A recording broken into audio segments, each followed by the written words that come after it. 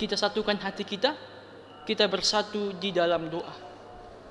Ya Allah Bapa kami yang bertahta dalam kerajaan surga, kami layak bersyukur dan berterima kasih kepadamu ya Tuhan, atas segala berkat dan penyertaan-Mu yang kami rasakan sepanjang hari, sehingga kami boleh melakukan aktivitas kami hingga pada saat ini. Di malam hari ini ya Tuhan, kami bersyukur, kami bersukacita boleh memuji, memuliakan nama Tuhan melalui ibadah keluarga pada saat ini. Biarlah Roh Kudus-Mu ya Tuhan yang senantiasa menaungi hati pikiran kami, sehingga kami boleh tertuju di dalam ibadah kami ini hanya kepadamu saja.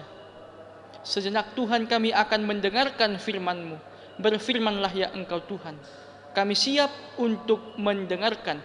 Dalam Yesus Kristus kami berdoa dan mengucap syukur. Amin. Shalom. Bapak Ibu, saudara-saudari yang terkasih dalam Kristus Yesus, firman Tuhan bagi kita pada saat ini di malam ibadah keluarga bagi kita tertulis di dalam kitab Wahyu pasal 15 ayat 1 sampai 4. Wahyu 15 ayat 1 sampai 4. Beginilah firman Tuhan. Dan aku melihat suatu tanda lain di langit, besar dan ajaib. 7 malaikat dengan 7 malapetaka terakhir, karena dengan itu berakhirlah murka Allah. Dan aku melihat sesuatu bagaikan lautan kaca bercampur api, dan di tepi lautan kaca itu berdiri orang-orang yang telah mengalahkan binatang itu dan patungnya dan bilangan namanya. Pada mereka ada kecapi Allah, dan mereka menyanyikan nyanyian Musa, hamba Allah, dan nyanyian anak domba bunyinya. Besar dan ajaib segala pekerjaan-Mu, ya Tuhan Allah yang Maha Kuasa. Adil dan benar segala jalan-Mu, ya Raja segala bangsa. Siapakah yang tidak takut, ya Tuhan, dan yang tidak memuliakan nama-Mu? Sebab Engkau saja yang kudus. Karena semua bangsa akan datang dan sujud menyembah Engkau, sebab telah nyata kebenaran segala penghakiman-Mu. Sampai sejauh itu pembacaan firman Tuhan. Bapak Ibu, saudara-saudari yang dikasihi oleh Tuhan, yang menjadi tema bagi kita melalui firman Tuhan kita pada saat ini, melalui minggu kita di saat ini, yaitu segala yang bernafas memuji Tuhan. Bapak Ibu, saudara-saudari yang terkasih dalam Yesus Kristus, kitab Wahyu ini ialah dituliskan oleh Yohanes. Yohanes menuliskan kitab Wahyu ini ketika ia berada di satu pulau yang bernama Pulau Patmos.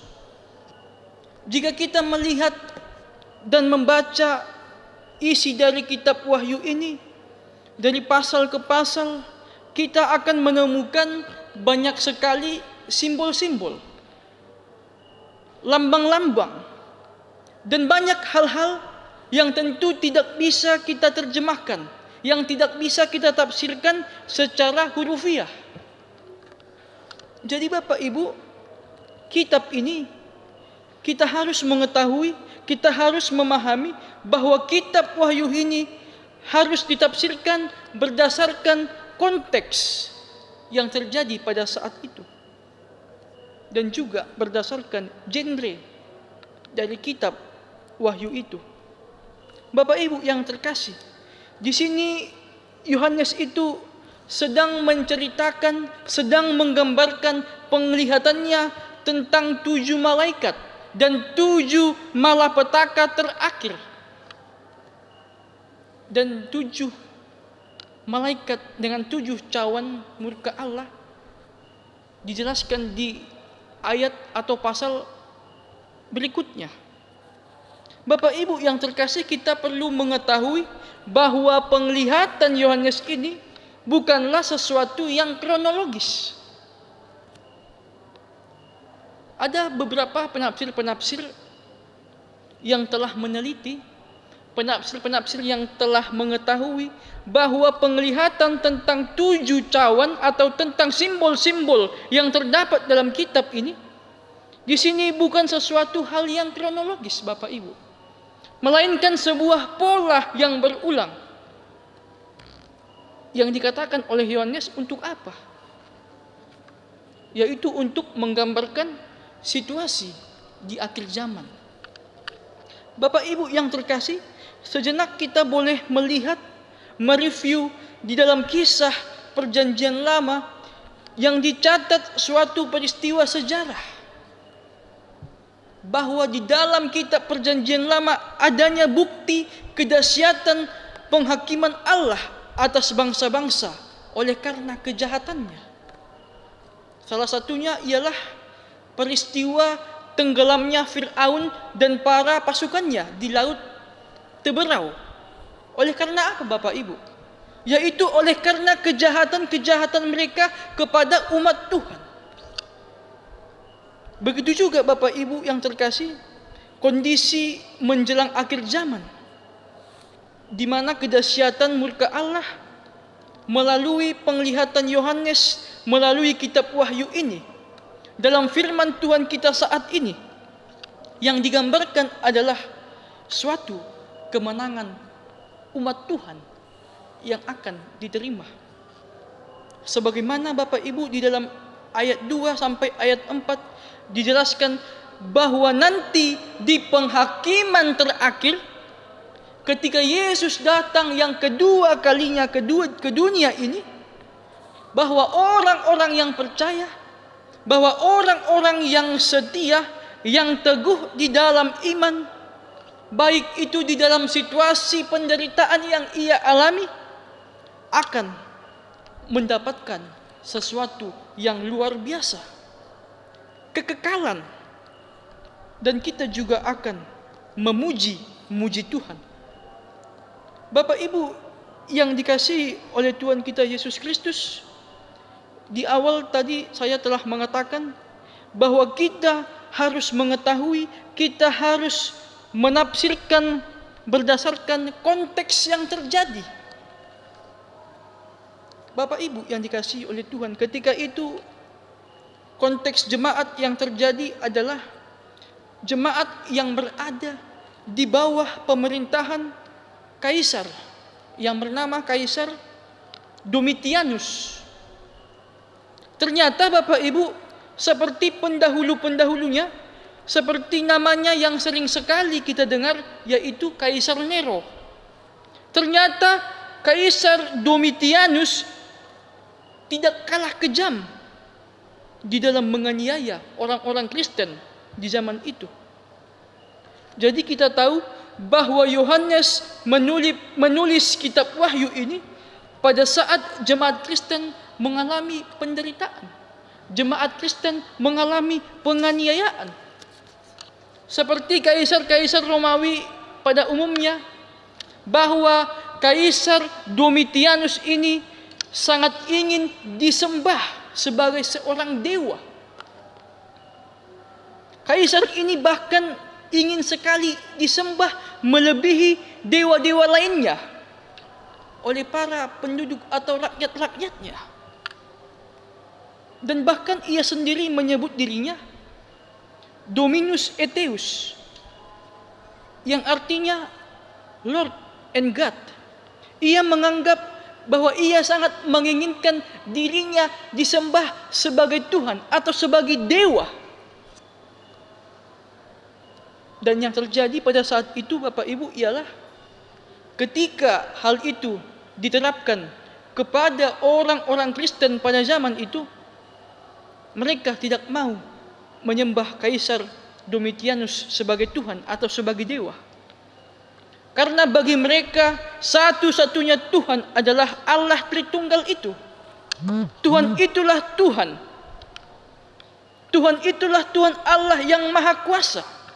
raja segala bangsa. Oleh sebab itulah Bapak Ibu, sehingga kaisar itu marah dan melakukan penganiayaan, melakukan pembunuhan secara besar-besaran kepada orang-orang Kristen pada saat itu. Sehingga ketika kita melihat pada ayat 2 sampai 4, Yohanes ingin mengingatkan kembali kepada umat Kristen yang ada pada saat itu untuk tetap teguh menyembah Tuhan satu-satunya dan tidak berpaling dari iman mereka kepada Tuhan.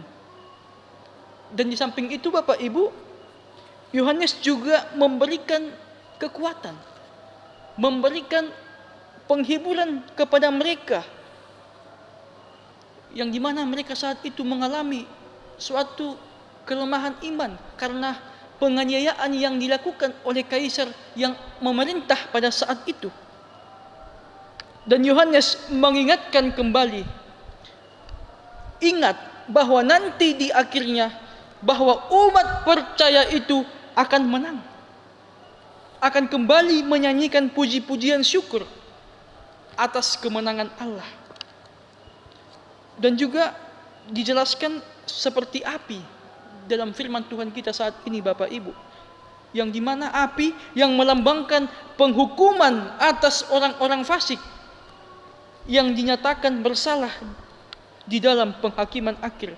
Jadi orang-orang pemenang itu adalah orang-orang yang tetap setia kepada Allah. Sehingga di dalam gambaran di kitab Wahyu ini pada pasal 15 ini, yaitu mereka yang setia itu, mereka itulah yang berdiri sebagai orang-orang yang kudus. Jadi para martir yang telah menjadi pemenang, mereka menyanyikan 2 lagu atau 2 nyanyian. Nyanyian yang pertama ialah nyanyian Musa. Nyanyian yang kedua ialah nyanyian anak domba. Bapak Ibu yang terkasih, nyanyian Musa itu adalah nyanyian yang dinyanyikan Musa pada saat umat Israel telah melewati bahaya penyeberangan Laut Merah dengan sebuah kemenangan. Tentu kemenangannya bukanlah semata-mata mempertahankan hidup, melainkan kemenangannya itu ialah menghadapi hal terburuk yang dilakukan oleh kejahatan. Namun bangunan iman tetap berdiri teguh. Nyanyian Musa dan nyanyian anak domba yang mengungkapkan kasih, yang mengungkapkan rasa syukur kepada Allah. Nyanyian itu juga mendeklarasikan kekuasaan dan keagungan Allah dan segala pekerjaan, keadilan dan kekudusannya. Bapak Ibu yang terkasih, semua kata di dalam nyanyian anak domba itu menggambarkan sebuah pengakuan atas kebesaran dan keagungan Allah. Sebab kemenangan Kristus itu telah sedemikian menguasai diri mereka sehingga mereka tidak rela dikalahkan, tidak rela dikuasai oleh kekuatan apapun itu.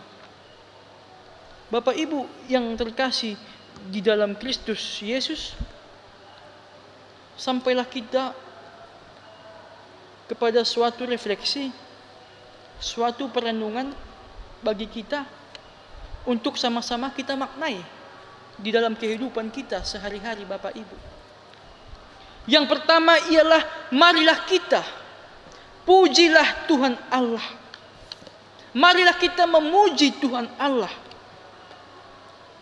Sebab Tuhan telah melakukan karya-karya yang ajaib. Keselamatan telah dinyatakannya, yang terlihat di dalam kisah sejarah Alkitab.